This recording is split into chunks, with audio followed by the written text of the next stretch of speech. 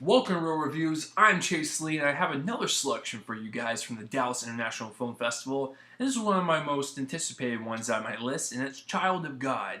This is directed and co-written and has a little cameo by James Franco.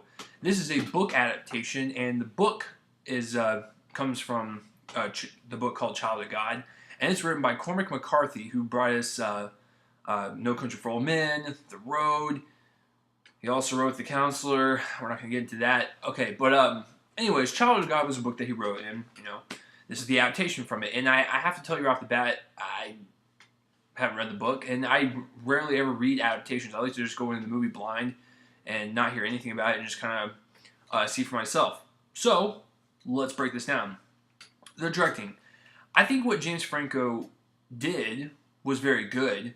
I think the technical side of this film is very impressive. He completely funded this movie out of his own pocket, shot very handheld, very roguelike, guerrilla style. I thought it really worked for the subject matter because this movie is about Lester, who is basically a social outcast. That's the best way to put this. He's a very violent man. He's a very depraved man. He is mentally effed up, if you know what I mean. But he doesn't ever go into town, hardly.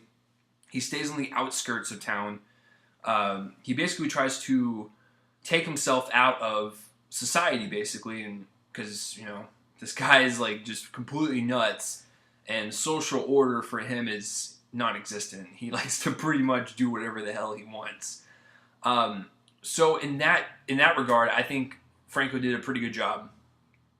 Showing us, it was almost like an observation of a wild animal, It's just like we're seeing this guy delve deeper and deeper into crime and degradation, and he literally becomes a cave dweller. He lives in a cave at a point, and like I said, I've never read the book, so I have no idea what the source material is like. But what I can tell you is, I don't know whether I like this movie or not. I'm not saying it's a bad movie. I just don't know whether I like it, love it, or just kind of am just okay with it.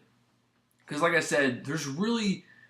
The point to this film is to just basically see the bad side of humanity and how no one can tame it. It's just kind of like a free, wild animal. Like what I said, it was just like watching a wild animal in the woods for an hour and 45 minutes. And at some points, I thought it was really well done in terms of his character, and just you kind of felt sorry for him a little bit because I'm not gonna lie, it is kind of hard to relate to this guy since he kills people and has sex with dead bodies. Necrophilia's in this. Get ready for it. So yeah, like I said, I'm really conflicted on whether I like this or not, but I can tell you from a technical standpoint and some of the story standpoints, Franco did a pretty amazing job directing this film, and I can't wait to see what he adapts next. And I know he's adapting a couple others, I just can't remember them right now. But the main standout is the acting, because the actor that played Lester, the main character, is Scott Hayes. This guy, dear God, he lost weight for this role. He literally lived in the woods and caves for this role. His accent and his lisp was very southern and very hard to understand, and he embodied this crazy southern dude, and he did a fantastic job. He is the standout of this movie for sure. I want to see more of this guy. So Scott Hayes, good job on playing a psychotic nut job. You did a fantastic job. Tim Blake Nelson is also in this. He plays the sheriff. It's a pretty good job for what he is. He's not in there that much, but this is literally and ultimately Scott Hayes' film. I'm totally fine with that because he killed it in this role. The cinematography, it's, like I said, shot in southern rural areas. And I thought it was shot very well. It's eerily haunting at some points because it's Lester's such an evil character and he's just walking throughout the woods, and there's some really beautiful wide shots of him just walking throughout the field, and you're just man, that's a really pretty shot, but there's a piece of dirt walking across the scene like that. So I thought I thought the cinematography was pretty good for the most part. Like I said, it's handy cam. It felt very gritty and real. And I think for, like I said, this subject matter, I think that was totally okay, because most of this movie takes place in the woods, so you kind of have to make it look gritty and real. Yeah, cinematography it's actually really beautiful to look at sometimes. It's not bad by any means. Editing, the movie is an hour 44, I believe, and it is a slow movie, just like every Cormac McCarthy adaptation. But I was so invested and just kind of like I wanted to see what Lester did next, to where I was like, you know what, there were some slow parts, but I was still engaged in the story enough to where I didn't check my phone or anything, so that's good. I think it's paced pretty well. The one thing I didn't really like, or didn't really, not like is the word, it's just didn't really understand the point. They literally broke up this movie into 3 acts, just like a typical movie, but they broke in between acts, like Act 1 and Act 2, they would have a slide that says 1.